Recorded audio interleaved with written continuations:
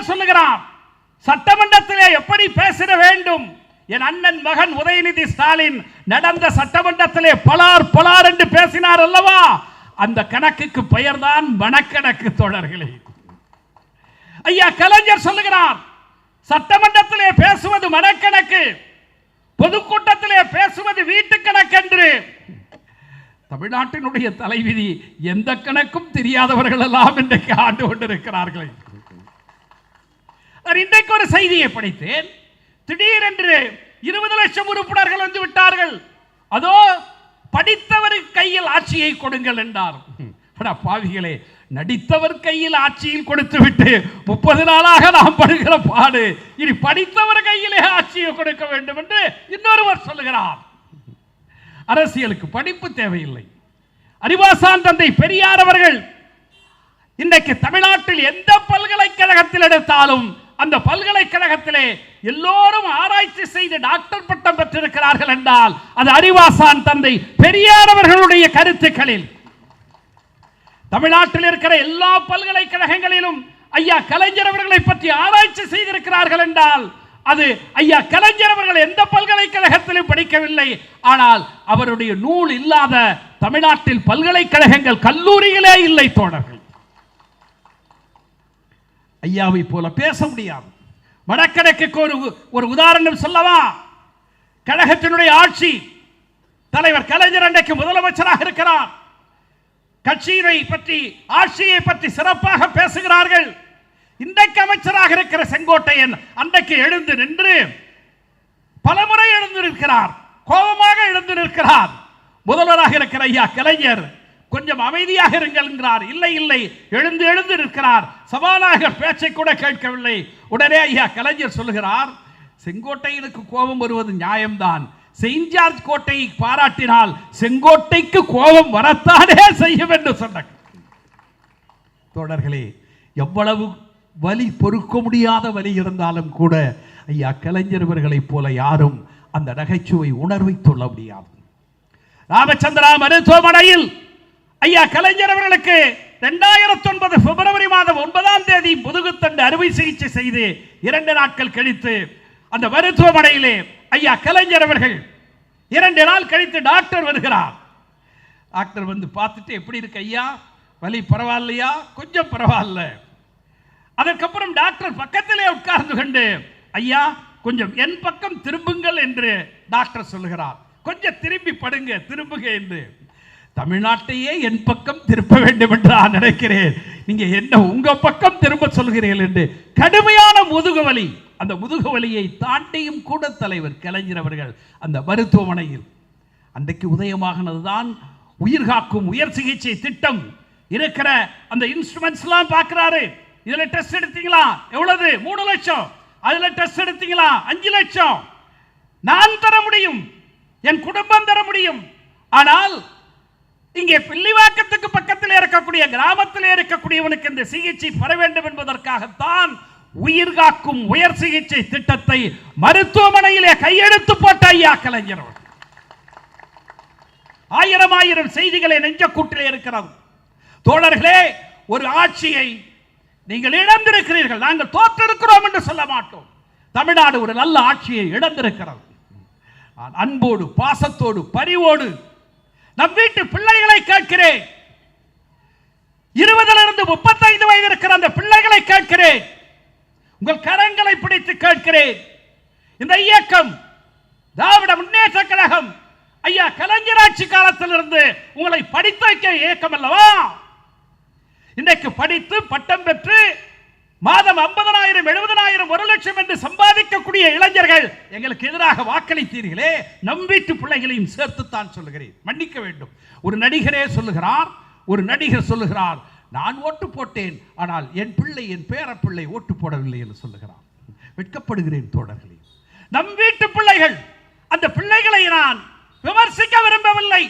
ஆனால் இதோ ஐயா கலைஞர் அவர்கள் இந்த நகர் எப்படி சிட்கோ என்று சொன்னானோ, சிட்கோ என்பதை தொடங்கி வைத்தவர் 1970 ஐயா கலைஞர் என்று சொன்னேனே. உட்கார்ந்திருக்கிற வணக்கத்திற்குரிய ஆசிரியர் ஐயா அவர்கள் 84 85 தமிழ்நாடு முழுவதும் ஒரு போராட்டம் நடத்தினார். அது எதற்கு என்று வாக்களித்த அந்த இளம் சிறார்களுக்கு தெரியுமா? என் தம்பிமார்களே, இன்றைக்கு மருத்துவக் கல்லூரிக்கு நீட் எக்ஸாம் இருக்கிறது அல்லவா, அது போன்ற ஒரு என்ட்ரன்ஸ் எக்ஸாம் பொறியியல் கல்லூரிக்கு இருந்தது தெரியுமா? பட்டதாரிகளே, எங்களுக்கு எதிராக வாக்களித்த இளைஞர்களே, 85-86 எம்ஜிஆர் ஆட்சி காலத்தில் பொறியியல் கல்லூரிக்கும் என்ட்ரன்ஸ் எக்ஸாம் இருந்தது. அந்த என்ட்ரன்ஸ் நேர்முக தேர்வை, நுழைவு தேர்வை ரத்து செய்த தலைவர் கலைஞர் அவர்களுக்கு தான் 103வது பிறந்த நாள். தேர்வை ரத்து செய்தோம். ஆனால் எங்களை இன்னைக்கு ஆட்சி கட்டில் இருந்து இறக்கி விட்டீர்களே, இது நியாயமா? என்ன நாங்கள் உங்களுக்கு செய்யவில்லை? ஐயா கலைஞர் ஆட்சி தொடங்கி தலைவர் வணக்கத்துக்குரிய அண்ணன் தளபதி ஆட்சி வரை அறிவு கல்வி அறிவு கல்வி திரும்ப திரும்ப படிக்கணுமா?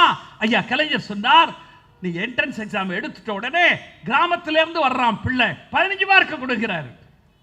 தமிழ்ல பேர் இருக்கு பொற்கை பாண்டியனா 15 மார்க் கொடுக்கிறாரு. அதையெல்லாம் சட்டப்படி நீதிமன்றத்திலே சென்று எடுத்து விட்டதற்கு பிறகு ஐயா கலைஞர் சொன்னார், அப்பாவும் அம்மாவும் படிக்கல, அது ஐயரா இருந்தாலும் ஐயங்காரா இருந்தாலும் அவன் வீட்டு பிள்ளைக்கு பொறியியல் கல்லூரியில கட்டணம் கிடையாது என்று சொன்னோமே, நினைவிருக்கிறதா? எல்லாவற்றுக்கும் மேலாக மிகுந்த வேதனையோடு கனத்த நெஞ்சத்தோடு சொல்லுகிறேன், படித்த இளைஞர்களே, கணினி யுகத்திலே இன்ஸ்டாகிராம் ரீல்ஸ் என்று பதிவிட்டுக் கொண்டிருக்கக்கூடிய பாசத்திற்குரிய பிள்ளைகளே, அன்பு செல்லுங்களே, நீங்கள் எல்லோரும் அறிவின் உச்சசக்தியாக இருக்கிறீர்களே, அதற்கு அடித்தளம் என்ன தெரியுமா? 96 2001 2000வது ஆண்டு டைடல் பார்க் என்று ஐயா கலைஞர் கொண்டு வந்தாரே, அதுதான் நீங்கள் படித்து பட்டம் பெற்று வேலைக்கு சென்று எங்களுக்கு உல வச்சிங்க பாருங்க, அதுக்கு அந்த டைடல் பார்க் தான் காரணம். கூப்பிடுறாரு, எல்லாரும் கூப்பிடுறாரு. டிட்கோ வருகிறது, எல்காட் வருகிறது. டிட்கோ சொல்றாங்க நாங்க 20 கோடி தரோம், எல்காட் சொல்றாங்க நாங்க 10 கோடி தரோம். சரி, 2 பேரும் வாங்க. டிட்கோவுல டிஐடி, எல்காட்ல இஎல், ரெண்டையும் சேர்த்து டைடல் பார்க் என்று பெயர் வைத்தாரே ஐயா கலைஞர் அவர்கள். என்னப்பா நாங்க தப்பு செஞ்சோம்? ஏன் எங்களை புறக்கணித்தீர்கள்? அப்படி என்ன எங்களை விட தியாகம் செய்து, எங்களை விட கொள்கையில் லட்சியத்திலே முடக்கப்பட்டவர்கள் உண்டா? உங்களுக்காக பாடுபட்டவர்கள் உண்டா? இதை புரிய வைக்க வேண்டும். நான் மாண்பவை நம்முடைய முன்னாள் அமைச்சர் தம்பி சேகர்பாபு அவர்களுக்கு சொல்லுவேன், நம் வீட்டு பிள்ளைகள் பங்கேற்கக்கூடிய திருமணங்களில் அதிகம் பேச வேண்டும். ஐயா ஆசிரியர் அவர்கள் 80 ஆண்டு காலமாக பேசி வருகிறார். உங்களுக்கு ஒரு உண்மை தெரியுமா? திராவிடர் கழகத்தினுடைய தலைவர் ஆசிரியர் ஐயா அவர்கள் ஒரு திருமணத்தில் பேசினார். உயரம் எட்டவில்லை, அரைக்கால் சட்டை போட்டிருந்தார், ஒரு ஸ்டூல் போட்டு அதில் நிக்க வச்சாங்க. அப்பொழுது ஆசிரியருக்கு என்ன வயது தெரியுமா? 10 வயதில் ஒரு திருமணத்திலே வாழ்த்துறை வழங்கிய எங்கள் ஐயா ஆசிரியர் அவர்கள் அமர்ந்திருக்கிறார். நண்பர்களே, நம் வீட்டு பிள்ளைகளுக்கு இந்த செய்திகளை சொல்ல வேண்டும். மன்னிக்கணும் முன்னாள் அமைச்சர் அவர்களே, வெளிப்படையாக சொல்லுகிறேன், காலையில 10 திருமணம், முதல் நாள் 10 திருமணம், மாலை எடுத்து கொடுத்துட்டு ஓடாதீங்க. இனிமே ஒவ்வொரு திருமணத்திலும் ஒருவரை அழைத்து இந்த இயக்கத்தினுடைய சுயமரியாதை, பகுத்தறிவு, தமிழ் உணர்வு, மாநில சுயாட்சி இவற்றை எல்லாம் பேசுங்க சார். இப்படித்தான் சார் 80 வருஷமா பேசினாங்க ஆசிரியர் அவர்கள். இப்படித்தான் 80 ஆண்டு காலமாக ஐயா கலைஞர் பேசினார். டைடல் பார்க்கை பற்றி தெரியாத தம்பிமார்கள், டைடல் பார்க்கிலே படித்து பட்டம் பெற்று கை நிறைய சம்பாதிக்கக்கூடிய நம் வீட்டு பிள்ளைகள், நம் வீட்டு பிள்ளைகள் தோழர்களே, நீங்க படிக்கணும் தானப்பா.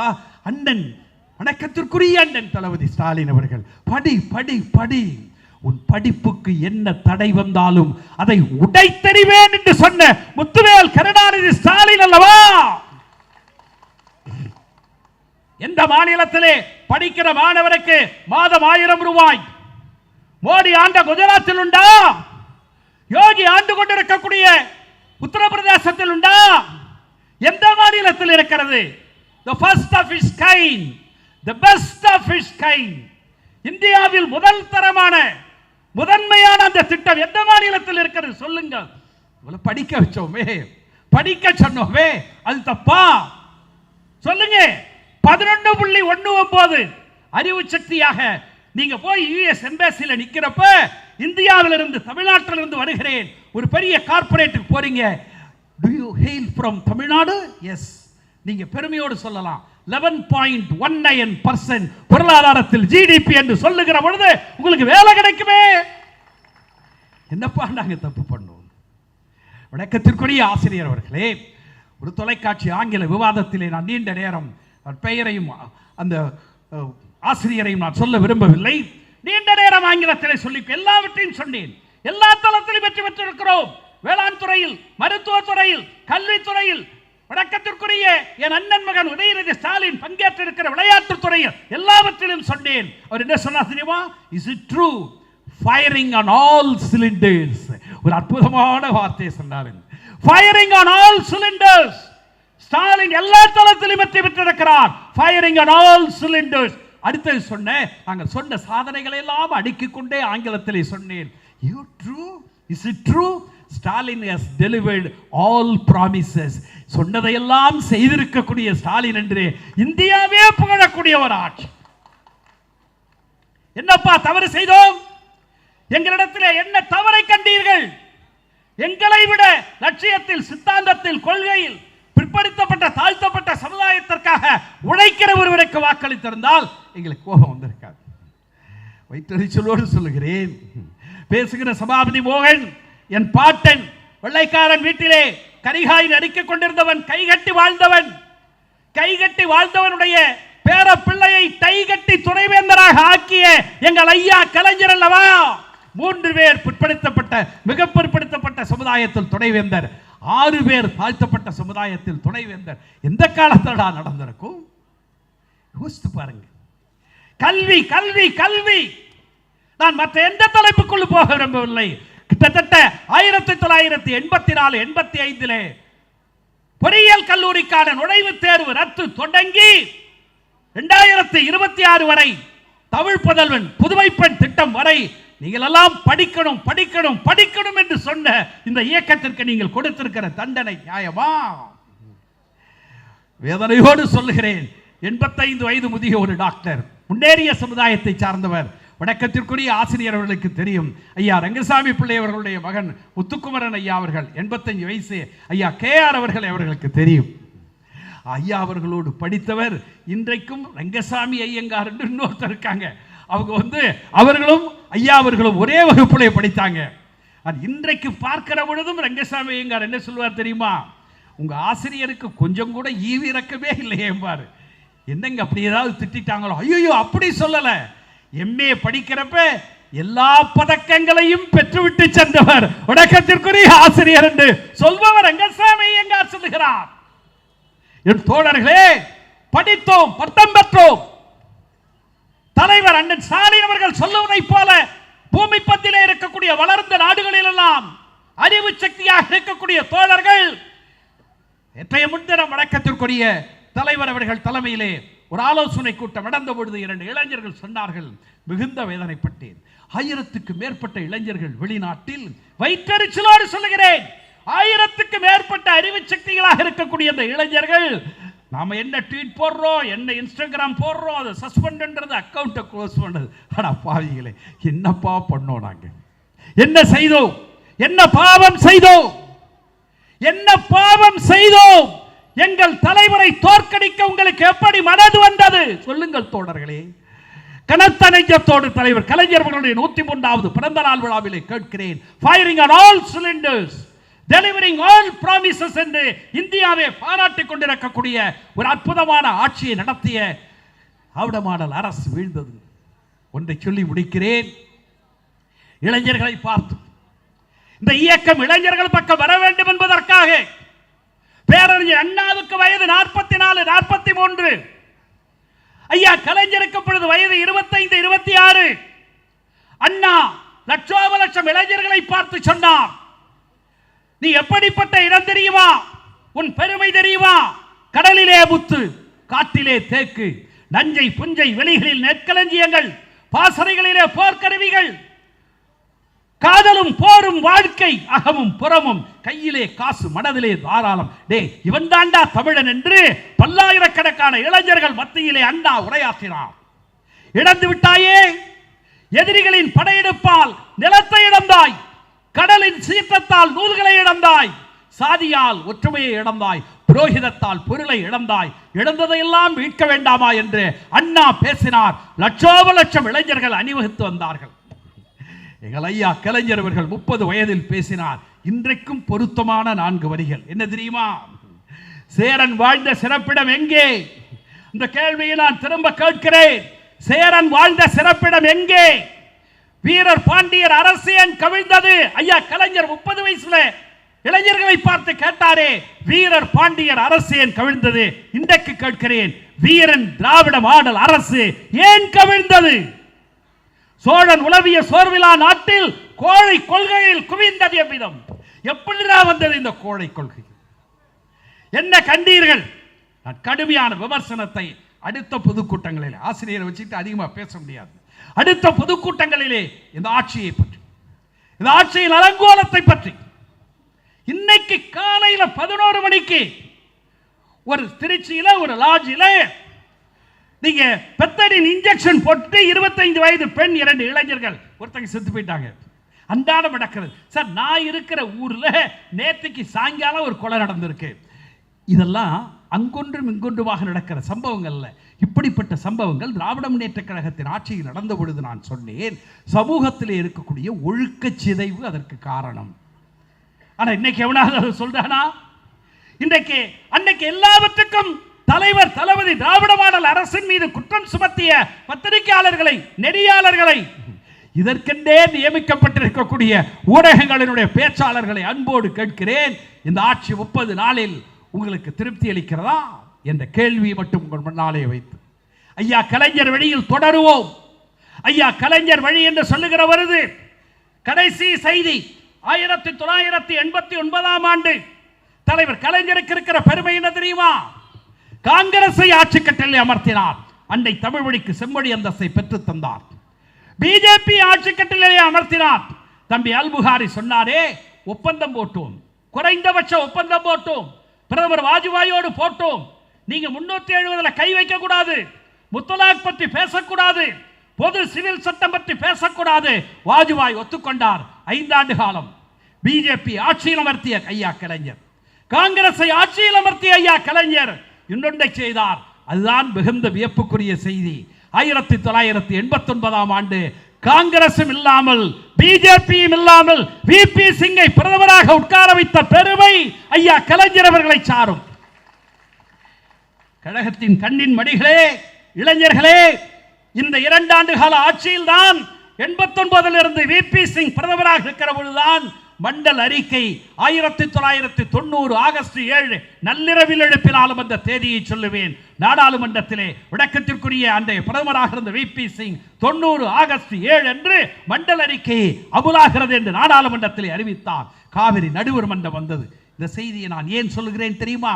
89 காங்கிரஸ் இல்லாத, பிஜேபி அல்லாத ஒரு அரசை அன்றைக்கு நியமித்த பொழுது அண்ணா சாலையில் நெடிய பேரணி, பல்லாயிரக்கணக்கான இளைஞர்களை தலைமை தாங்கி என் வணக்கத்திற்குரிய ஸ்டாலின் இளைஞரணி தலைவராக விபி சிங் முன்னாலே அணிவகுத்து நின்றார். தோழர்களே, 40 ஆண்டு காலம் உருண்டோடி விட்டது. இனியவை 40 இனி தொடரும். எப்படி?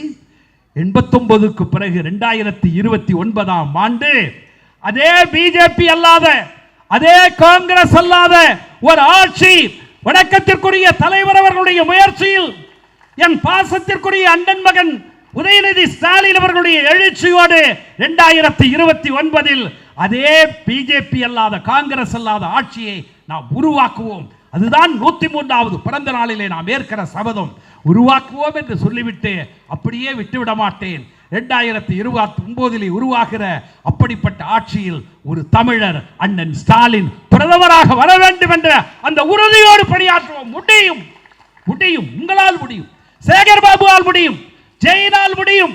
சேகர் பாபு வழிநடத்துகிற கட்சி தொண்டர்கள் எல்லாம் ஒருங்கிணைந்து இந்த தொகுதி நாடாளுமன்ற தொகுதி மட்டும் இல்ல, நீங்க ஒரு 5 தொகுதி 10 தொகுதியை கணக்கெடுத்து தமிழ்நாட்டில் 39 தொகுதியிலும் நீங்க ஜெயிக்க வைங்க சார். நேஷனல் ஃப்ரண்ட் மாதிரி மறுபடியும் ஒரு ஃப்ரண்ட் தலைவர் அண்ணன் ஸ்டாலின் தலைமையிலே உருவாகும். ஒரு தமிழராக அண்ணன் ஸ்டாலின் பிரதமராக வரக்கூடிய வாய்ப்பு வரும். அப்படி வருகிற பொழுது பிளாஸ்ட் பிளாஸ்ட் பிளாஸ்ட் கதம் கதம் எல்லாம் காணாமல் போகும் காலம் வரும் என்று சொல்லி விடைபெறுகிறேன். நன்றி, வணக்கம்.